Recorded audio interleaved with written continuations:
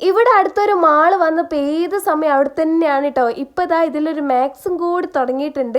അപ്പം എന്തായാലും ഒന്ന് പോയി നോക്കണമല്ലോ. അങ്ങനെ ഞാനും ഹിമയും കേക്കയും പോയി കേട്ടോ.